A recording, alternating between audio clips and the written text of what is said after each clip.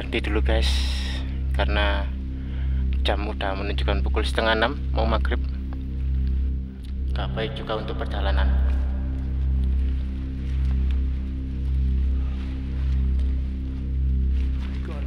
Oke, salam lestari.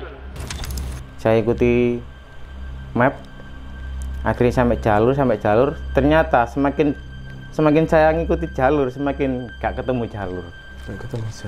Padahal mapnya sesuai ya Mas. Padahal saat itu mapnya sesuai dan normal.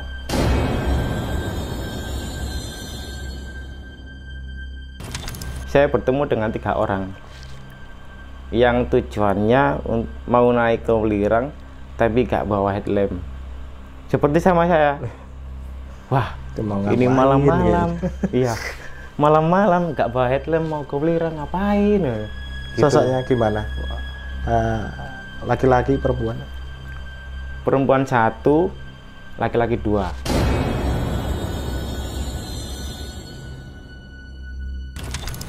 Saya memutuskan lari supaya semakin cepat, makin sampai. Untuk yang rombongan tadi berjalan normal. Untuk yang rombongan tadi berjalan normal. Karena sama teman saya kan ada yang cedera itu kan. Iya. Jadi agak lambat. Saya memutuskan untuk setengah lari, jalan setengah lari. Nah dari situ tiba-tiba tas saya ada yang narik.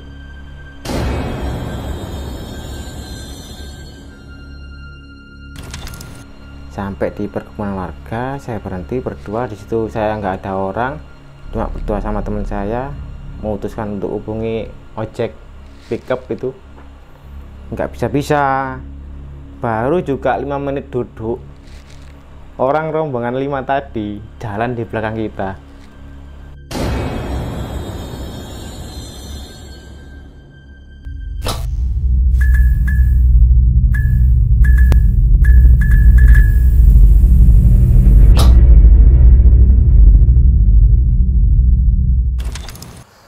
Assalamualaikum warahmatullahi wabarakatuh.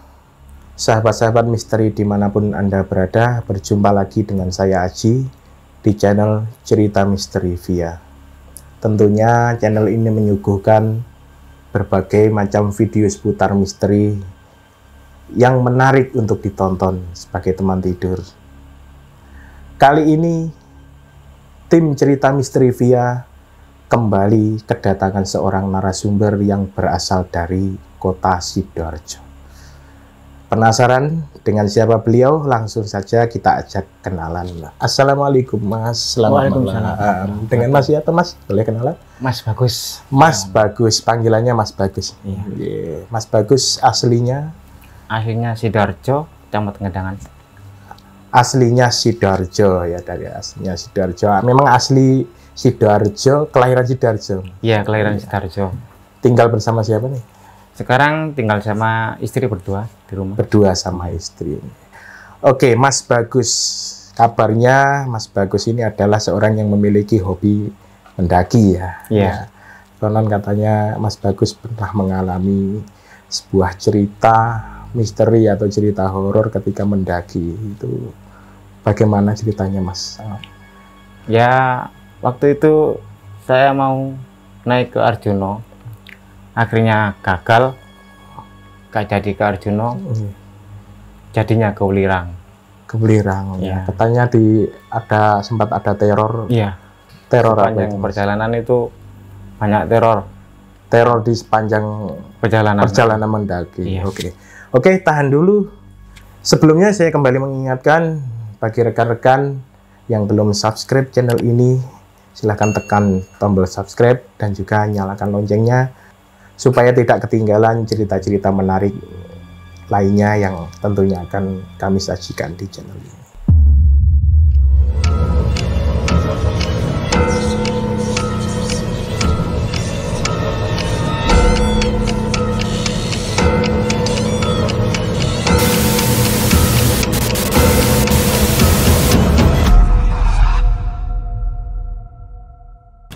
Oke, langsung saja kita lanjut ceritanya. Bagaimana awal mula ceritanya, Mas? Awal mula itu tahun 2002, sekitar bulan 5 tanggal 2022 lah. Berarti masih kemarin ya, tahun Iya, 2002, masih belum jauh, masih 1 tahun yang lalu.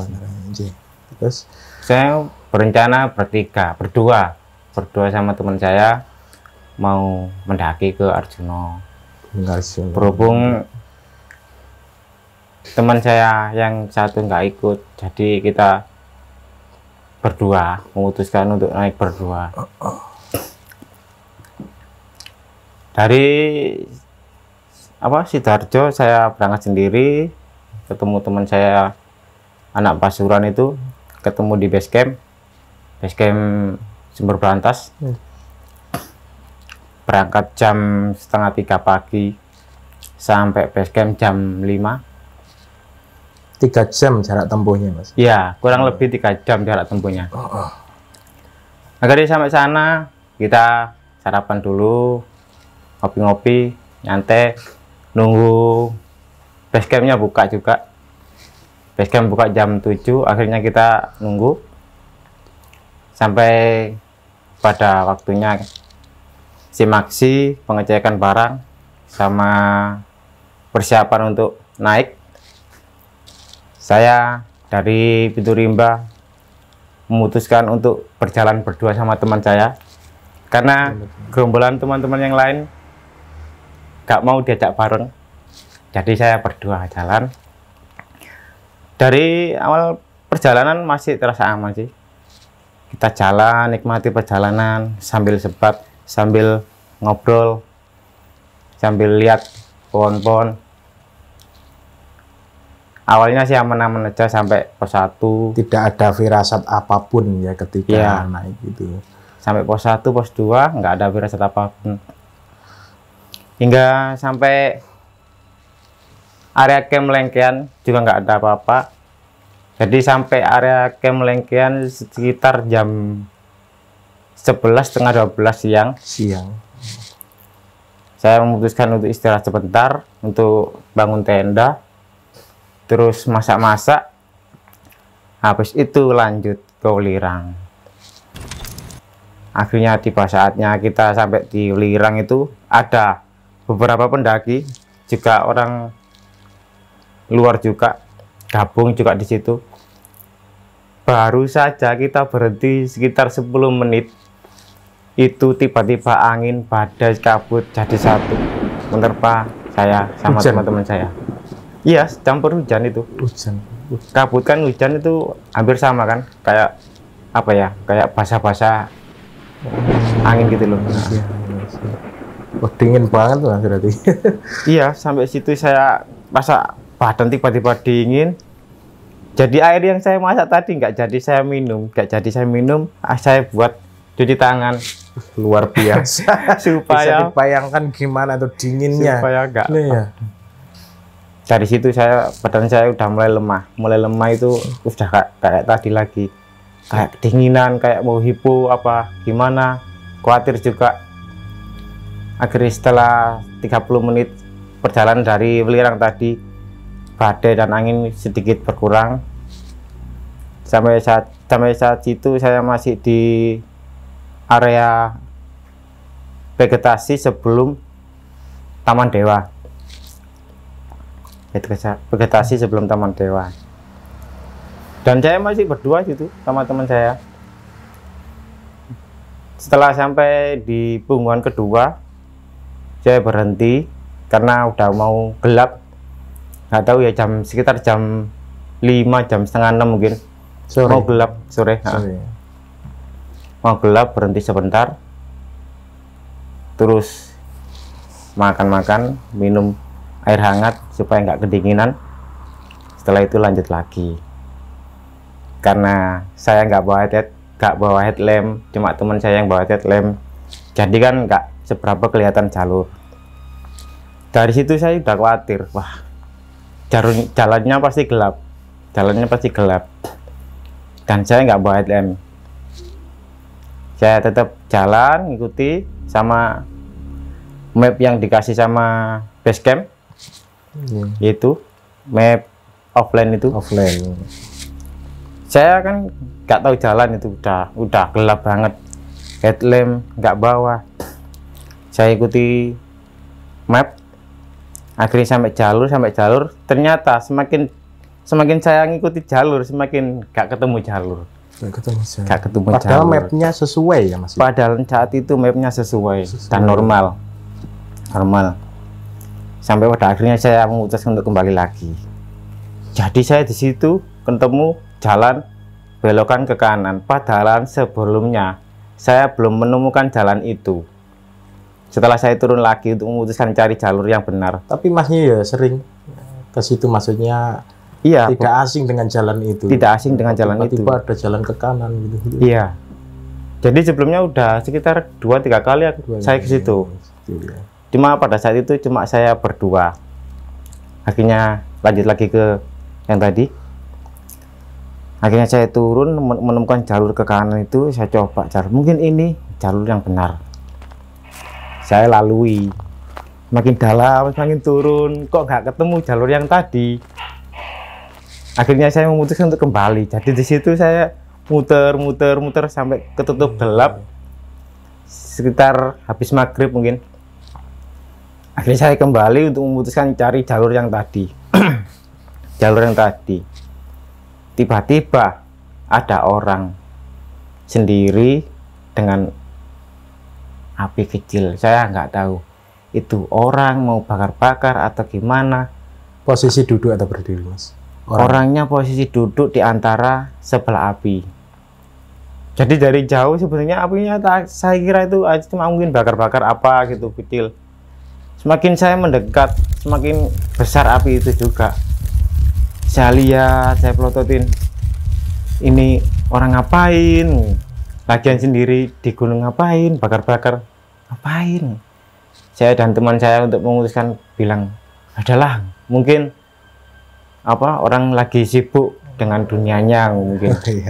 Iya, kalau lelakon istilahnya. Iya, lelakon mungkin. Ya, ada memang orang menjalankan ilmu. Jadi saya nggak mau ganggu. Ya. Akhirnya saat itu saya memutuskan untuk lanjut lagi cari jalur yang benar. Lah, ketemulah jalur yang benar. Ketemu, kita lewati lagi kembali ke jalur yang benar tadi menuju Lengkean. Lah, 10 menit setelah saya lewati jalur tadi, saya bertemu dengan 3 orang yang tujuannya mau naik ke Welirang tapi gak bawa headlamp. Seperti sama saya. Wah, ini malam-malam. Iya, malam-malam gak bawa headlamp mau ke Welirang ngapain? Gitu. Sosoknya gimana? Laki-laki, perempuan? Perempuan 1, laki-laki 2. Nggak ada tampang aneh atau gitu? Kalau tampang aneh mungkin enggak ya. Enggak, yang ya. 2 itu remaja, yang 1 bapak-bapak. Sempat menyapa?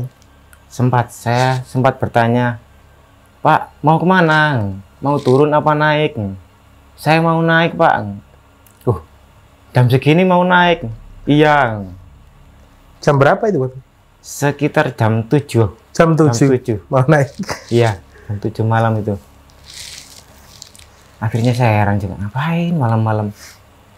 Ya udahlah, saat itu saya tinggal. Ya udah Pak, saya pamitin saja. Ya udah Pak, kalau gitu saya duluan. Akhirnya saya melanjutkan perjalanan ke Lengkean, area camp. Sampailah di punggungan pertama, nggak ada orang, tetap punggungan kedua lagi nggak ada orang, sampai turun lagi ke area camp Lengkean. Nah, setelah itu kita berdua, saya sama teman saya itu bangun jam 4:30. Loh, kok sudah jam segini, alarm gak kedengeran. Akhirnya teman saya tanya, Mas jadi summit? Saya jawab, kayaknya saya nggak ikut summit Mas. Kalau Masnya mau summit, tak tungguin di tenda saja gitu.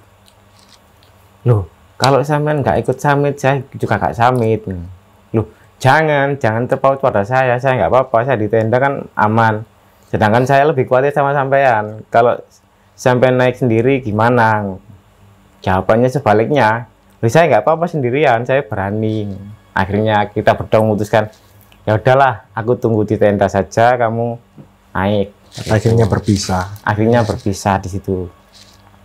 Cuma saya wanti-wanti kalau nanti 11 jam 12 kamu nggak turun, aku yang naik cari kamu gitu. Karena kan nggak mungkin kita hubungi, kan nggak ada sinyal, nggak ada itu kan nggak bisa. Akhirnya saya tunggu istirahat sambil mengenakkan badan di tenda. Dia berangkat, saya istirahat bangun jam 9-an. Saya bikin kopi lagi, karena kopi lagi, sempat lagi nyari teman di tenda-tenda lain, nyari teman gabung sama yang lain, kenalan. Nah setelah itu jam 10-an lebih saya balik ke tenda. Saya khawatir dengan teman saya tadi, wah udah jam segini rek, tak tungguin aja, mungkin sebentar lagi turun. Sampai jam 11 belum turun. Setelah itu saya mau berpikir, wah mungkin aku tak siap-siap untuk nyusul dia ya gitu. Akhirnya mau siap-siap, tiba-tiba temanku datang. Sampai di camp-campan, "Duh mas, sampai?" Iya mas, kok cepet?" "Iya, aku tadi itu apa, dari puncak cuma foto tok terus turun lagi." "Loh gak capek tak?" Gitu. Cuma foto doang di atas itu. Habis itu turun. Lah setelah itu kita jalan seperti kita apa ya, layaknya bukan pendaki sih, kayak orang jalan-jalan aja sambil ngobrol, sambil nyebat. Nggak terasa sudah jam 4:30, kita belum sampai di pos 3. Pos 3 kok lama, mungkin perasaan saya, wah kebanyakan ngomong, kurang jalan mungkin. Kalau waktu normalnya pendaki itu dari kalau turun itu dari Camp Lengkean ke pos 3 kurang lebih 1 jam itu santai. 1 jam. Berangkatnya jam berapa mas? Berangkat dari camp ya jam 3. Jam 3 sampai 3, pos 3 tadi. Jam 3 berangkat sampai pos 3 belum jam 5. Jam 5. Belum jam 5. Akhirnya kok lama. Saya memutuskan mungkin kebanyakan ngobrol, kurang jalan. Ya udahlah, kita agak cepat lagi. Sampai di pos 3. Sampai di pos 3 kita berhenti sebentar, cuma minum 1 teguk 2 teguk, kita lanjut lagi. Perjalanan dari pos 3 ke pos 2 ketutup gelap. Udah mulai maghrib. Lah dari situ saya memutuskan untuk berhenti sejenak. Mas, kita berhenti dulu, yang itu bukan di pos, pertengahan jalur pokoknya, pertengahan jalur antara pos 3 ke pos 2. Kita berhenti sekitar 5 menit karena saat itu kan dengar suara azan. Saya juga heran, kok di atas suara azan denger gitu. Ada masjid ya mas kelilingnya? Kalau masjid masih jauh ya? Mungkin ketinggian masih di atas 1.500 1.300 mungkin.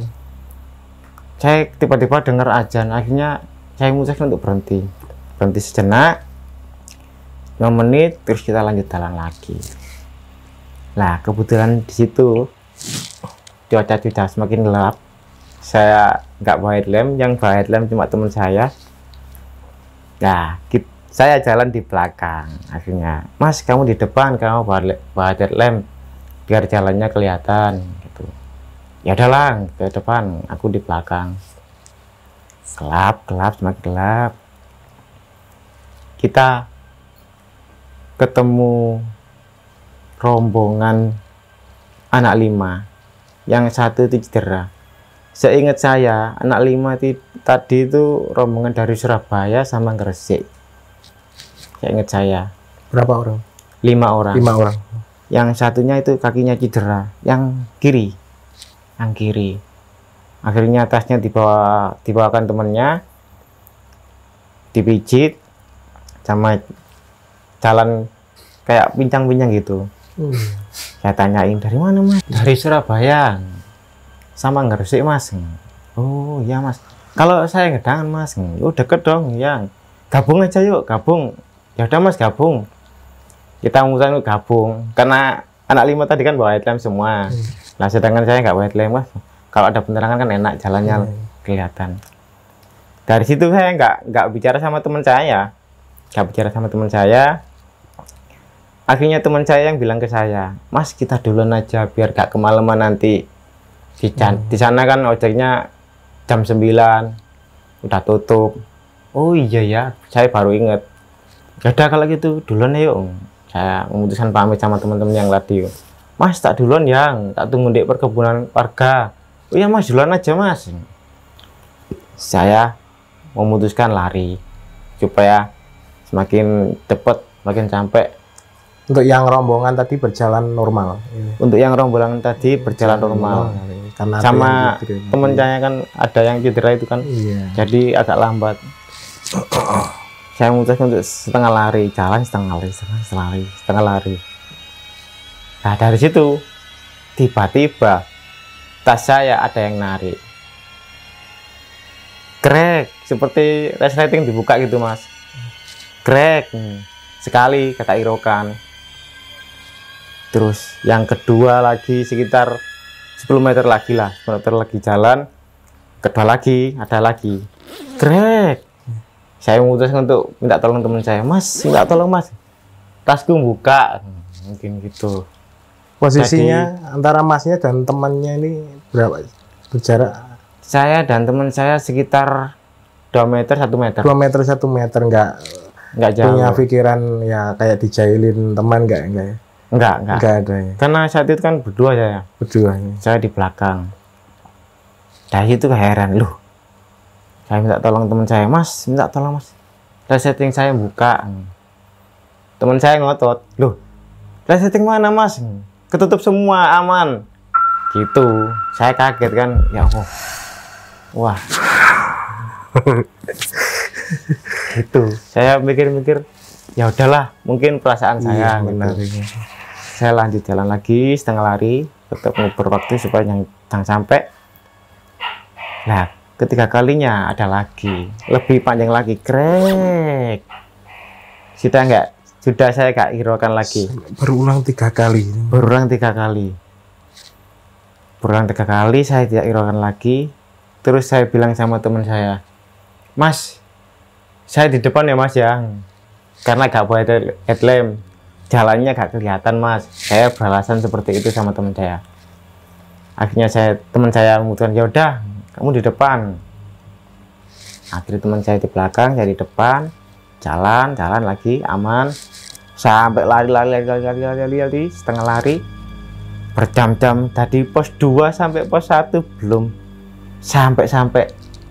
Padahal itu sudah sekitar hampir 2 jam. Saya kaget lihat jam, wah kok 2 jam, hampir 2 jam, 2 jam kurang 10 menitan belum sampai. Padahal waktu normalnya itu berapa? Waktu normalnya kalau naik itu 2,5 jam, 2,5 jam normal. Kalau lambat 3 jam. 3 jam ya gitu. Sekitar 30 menit saya menemukan pos 1 tadi. Pos 1 kita lanjut lagi, jalan nggak berhenti. Akhirnya sekitar 1 jam lagi sampai di perkebunan warga. Sekitar jam berapa sih? Jam setengah 9 lah. Ya, setengah 9 lebih woy. Sampai di perkebunan warga, saya berhenti berdua di situ. Saya nggak ada orang, cuma berdua sama teman saya.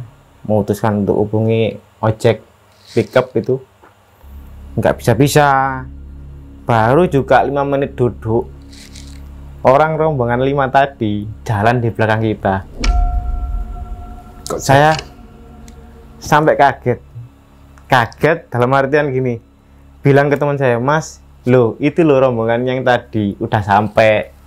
Tapi dalam hati saya, kok cepet banget, padahal saya setengah lari, setengah munggos sampai kemeringet gitu. Seperti terbalik waktunya. Iya, seperti terbalik waktunya. Saya heran. Harusnya jarak tempuhnya yang lebih lama ya mereka. Soalnya melihat kondisinya itu Melihat tadi ada kondisinya. yang cedera, jalannya pelan, nah masnya setengah lari. Iya. Justru waktunya terasa Semakin lebih lama. Ini kok aneh. Iya. Dari situ sudah heran, waduh, mungkin apa saya yang salah, mungkin jamnya yang mati atau gimana. Saya lihat jam HP gak mungkin lah, kayak jam dunia kan mungkin pasti cocok lah gitu. Sebentar Mas, enggak di jalan itu, jalan utama maksudnya nggak ada terobosan, itu nggak ada. Terobosan nggak ada. Nggak ada. Cuma jalur itu saja. Luar biasa. Ya Allah. Jadi Alam ya, Mas. sampai situ saya bilang, Mas, jadi gabung. Jadi Mas, udah ngubungi ojeknya Mas. Belum Mas, nggak bisa Mas. HP ku sama HP temanku nggak bisa buat ngubungi ojek tadi. Kayak terhalang gitu. Ini paketan ada, sinyal ada, 4G kalau saat itu malahan. Jadi akhirnya rombongan tadi bilang, pakai HP ku saja Mas, mungkin bisa. Akhirnya pakai HP ini anak tadi, sekali hubungi langsung bisa. Mas, ini HP ku bisa Mas, orangnya mau ke sini, udah bisa dihubungi. Oh ya Mas, terima kasih Mas. Kita bareng-bareng aja. Akhirnya kita orang 5 tadi sama saya berdua bertujuh naik pickup ke base camp. Dari situ saya diem tok, nggak bilang apa-apa sama sekali. Bahkan ditanya sama rombongan tadi, Mas, man kok wani wong lurung, sampean kok berani berdua, kok tanyanya pas turun gitu loh. Mungkin saya paham, mungkin iya lah, kalau ngobrol di tempatnya mungkin nggak sopan mungkin atau gimana mungkin ya. Iya. Jadi waktu turun sampai di ojek itu tanya sama, Mas, sampean kok berani berdua? Berani Mas, sudah biasa saya sini. Sedikit sombong, sedikit sedikit apa ya? Iya. Iya gitu. Akhirnya saya cuma batin dok. Sebenarnya ya berani nggak berani sih. Cuma saya kepingin nyoba gimana rasanya kalau naik berdua tok gitu. Padahal sebetulnya kan nggak boleh, nggak boleh pendakian malam, nggak boleh berdua. Gitu, ya. Jadi menurut hati kecil Masnya itu apa kira-kira ini? Saya ini merasa diperlambat jalannya, atau kan kadang itu saya juga pernah Mas mendengar cerita seperti itu ya, karena bicara tidak sopan atau bagaimana. Jadi itu jalannya itu diuter-uter kalau bahasa Jawa. Ya, jadi berjalan kemanapun ya itu lokasinya ya. Iya. Ada seperti itu ya. Iya. Ada kalau ceritanya Mas yang mungkin ya dalam hati kecil itu, saya kok jalannya kayak diperlambat ini padahal sudah capek lari. Sempat berpikir seperti itu? Sempat berpikir seperti itu. Iya, sempat berpikir ya. Jadi saya merasa apa ya yang salah ya. Saya pikir-pikir apa ya yang belum ketemu. Jadi sampai saat masih ini pun ya, sampai saat ini pun saya belum cerita ke teman saya yang tadi tuh berdua itu belum. Mungkin kalau saya cerita mungkin dia ketawa gitu. Iya. Ketawa karena mungkin dia juga merasa gitu. Iya. Karena saya mengenal teman saya itu apa ya udah lama, dan kalau dia itu mengode saya itu dengan apa ya, dengan gerakan. Biasanya kalau dia merasa nggak nyaman gitu cuma kedip melek kedip gitu. Dari situ saya paham, oh ya udah gitu, nggak berucap, nggak ngomong, nggak apa gitu. Tiba-tiba lihat saya kedip melek gitu. Luar biasa ya perjalanannya ya, mendaki itu ya. Ya enaknya ya juga hobi, cuma ya lain kali kita semuanya teman-teman khususnya yang hobi mendaki ya perhatikan terutama keselamatan, karena ya bagaimanapun ya dengan peralatan yang seadanya, kadang senter kadang lupa ndak. Iya. Ya luar biasa pengalamannya Mas ini ya. Oke sahabat-sahabat misteri dimanapun Anda berada, demikianlah kisah dari Mas Bagus, seorang yang memiliki hobi mendaki ya, dimana beliau pernah mengalami sebuah kejadian yang ganjil atau yang tak wajar ya. Menurut saran saya, dimanapun Anda menyalurkan hobi termasuk mendaki, selalu perhatikan keselamatan dari kalian masing-masing. Semoga Allah Subhanahu wa Ta'ala yang Maha Kuasa selalu melindungi kita semua. Amin. Terima kasih atas waktunya Mas Bagus. Terima kasih telah berbagi cerita di channel Cerita Misteri Via.